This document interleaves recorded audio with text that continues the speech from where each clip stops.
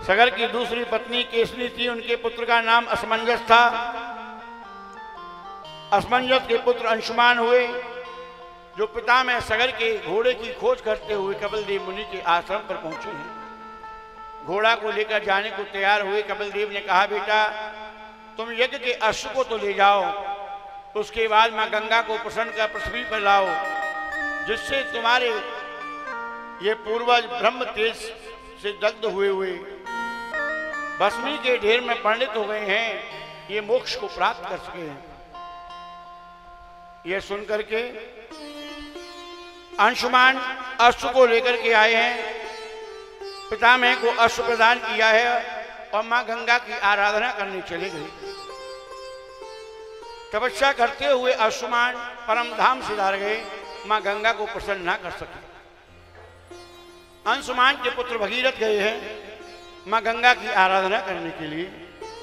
उन्होंने मां गंगा को प्रसन्न कर लिया और गंगा पृथ्वी पर आने को तैयार हो गई। उन्होंने भागीरथ से कही, बेटा मेरा इतना विशाल वेग है, यदि मैं आकाश से पृथ्वी पर गई तो पृथ्वी का छेदन करके मैं रसातल में चली जाऊंगी।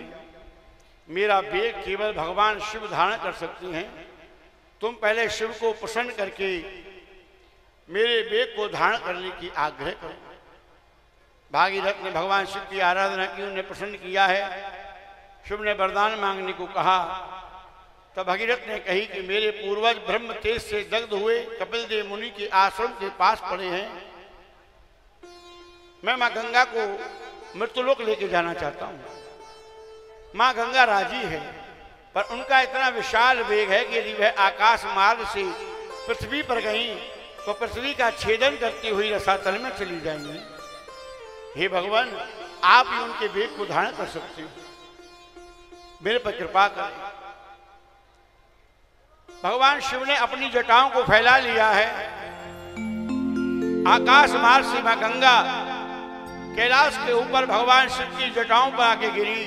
भोलेनाथ ने गंगा को अपनी जटाओं में बांध लिया। गंगा को अपने वेग का इतना अभिमान था, आज वे भगवान शिव की जटाओं में कैद हो गई है, निकलने का मार्ग नहीं मिल रहा। घुमड़ घुमड़ करके शिव जटाओं में विचरण कर रही है। ये देखकर भागीरथ भगवान शिव के चरणों में बैठकर प्रार्थना करता है, भगवान मैंने मां गंगा के लिए अपने पूर्वजों के श्राप मुक्ति के लिए प्रसन्न किया है। आप कृपा कर मां गंगा को मार्ग प्रदान करें। शिव ने अपनी एक जटा निकालकर निचोड़ी, वही गंगा की पावन जलधारा होकर के कैलाश से नीचे प्रवाहित होने लगी है।